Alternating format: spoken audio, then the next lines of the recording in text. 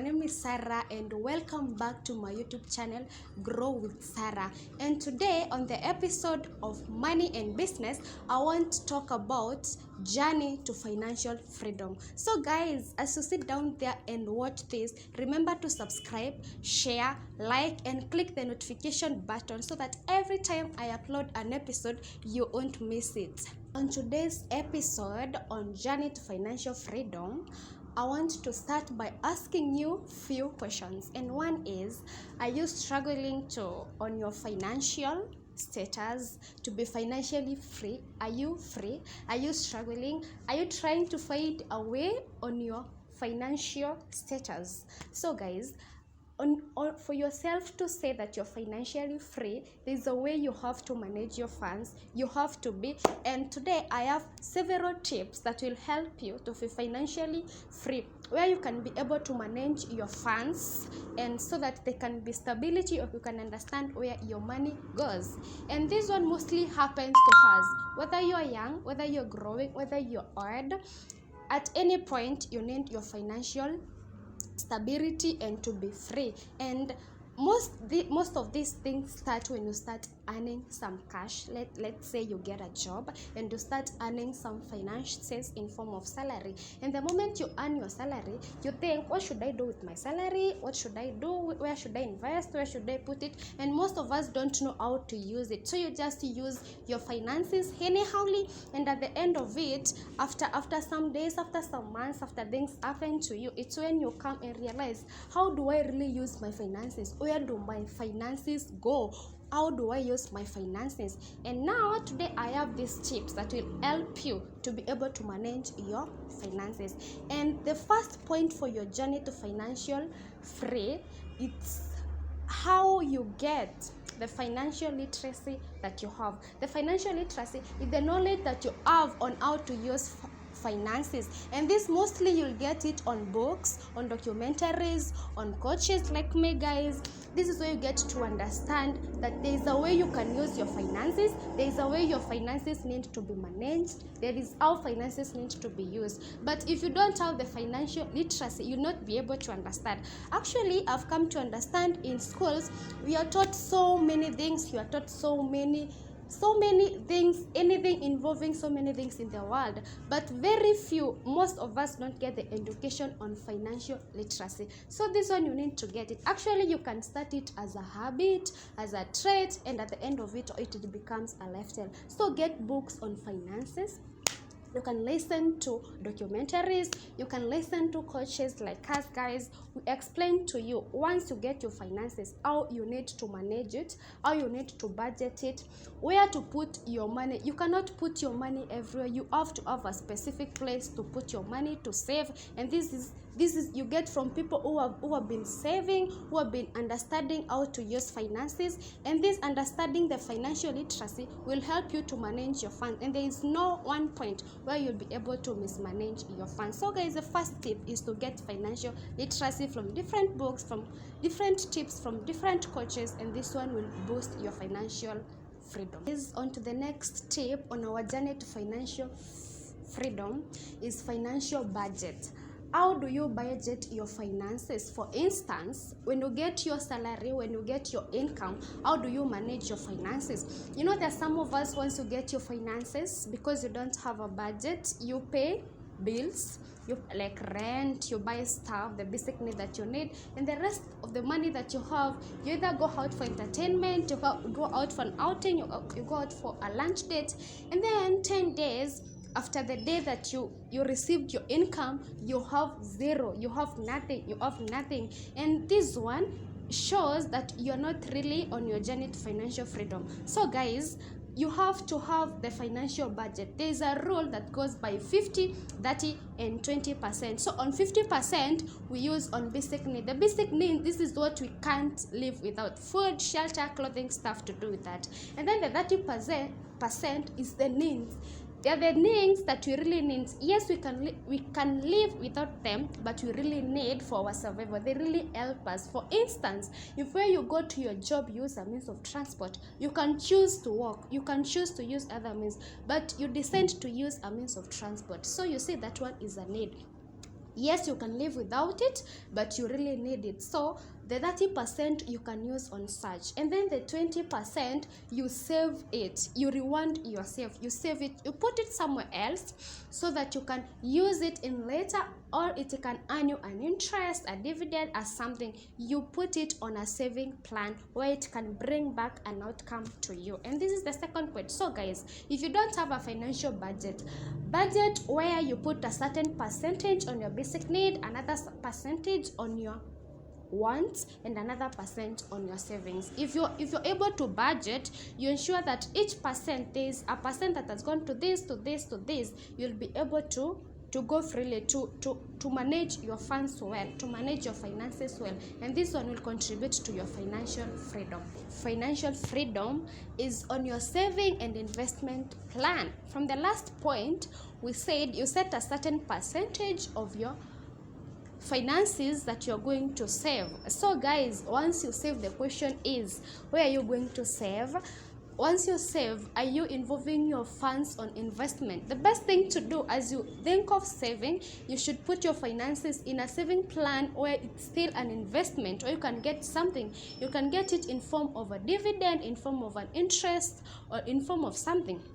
For instance, you can decide to save your finances on, for example, there is an app on M-Pesa called Mali. You can decide to save it on Mali. Actually, Mali give you interest daily depending on the amount of cash that you put there. So you can put your cash there. Each and every day you'll get a certain percentage interest based on what you save. That is one. As well, you can decide to buy shares from a certain company, from a bank institution. You just have, there's a point I said where you have to get financial literacy. On your financial literacy, you get to understand financial institution, that once you save the interest that they give, you can choose a bank that gives interest that has a high percentage of interest rate. You can also choose a circle. We have circles that are offering interest at a very high interest rate more than the others, so you have to choose them. Once you decide to save your money, don't save on platforms where you're not getting anything.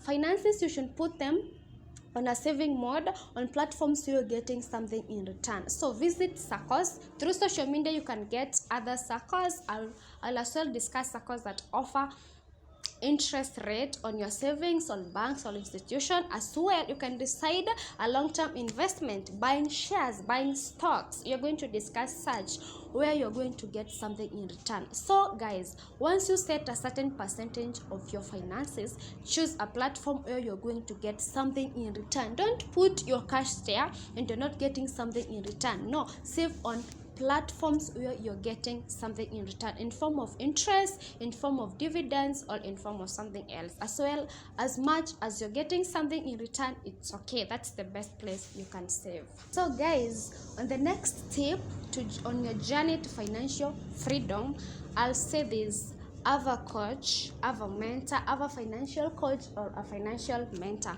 You know guys, once you decide to start on your finances, there are some people who have experience, and I'll forever say experience is the best teacher in so many stuff. There is someone who trained this saving mode, there is someone who trained this investment mode, there is someone who trained this on their journey to financial freedom, and it became successful. Before it became successful, we had some moments where it failed. So if you have a mentor, if you have a financial coach who you can talk to, who you can ask questions each and every time, you'll be able to proceed well, because in each and every journey that we take, we have some ups and downs, and during your up and down, if you don't have someone to ask, someone to talk to, it will become sad for you, and you may behave, you might end up making rash decisions or bad decisions as well. So guys, have a mentor. You can get one from banks. You can go and talk to financial advisors from banks. You can as well reach out through my comment section, ask a question. And as well, you can choose a financial coach who you see as succeeded, who is doing so well, and you'll be able to talk to them. They will advise you on where to save.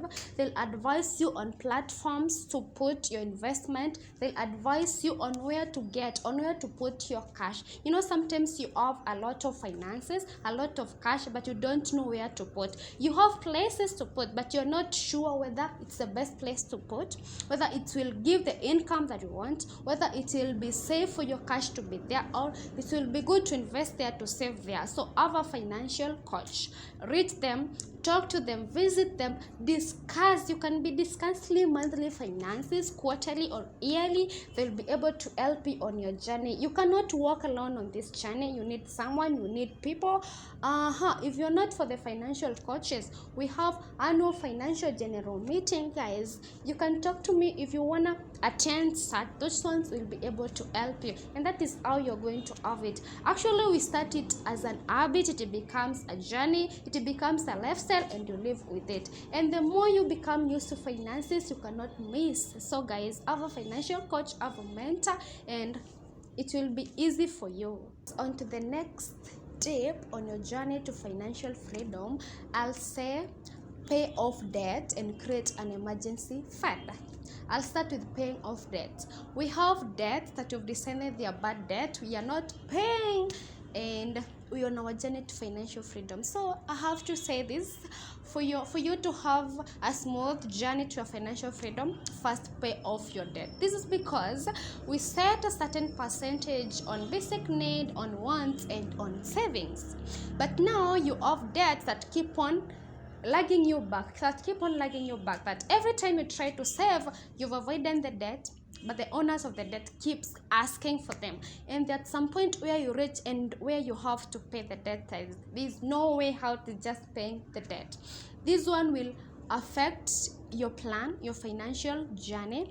This one will affect it in the sense that, let's say you hand your certain percentage that you're putting on saving, and you have this debt that you have to pay. You are going to take the saving, and maybe your saving were on an investment plan where you are to earn a certain dividend, a certain interest after a certain period of time, and the time is not yet, but you have to pay the debt. You're going to take the saving, you're going to affect the income that you are to get, because once you take out your saving, your investment money, before the investment period is done, you're not going to earn the interest, you're not going to earn any income. So first pay off your debt. You can decide to take a certain percentage, a 2% monthly, a 0.5% monthly, and put it on paying off the debt. The faster you finish the debt, the better it will be for you on your journey to financial freedom. So guys, take a certain percentage each and every moment and finish off your debt. And if you're debt free from any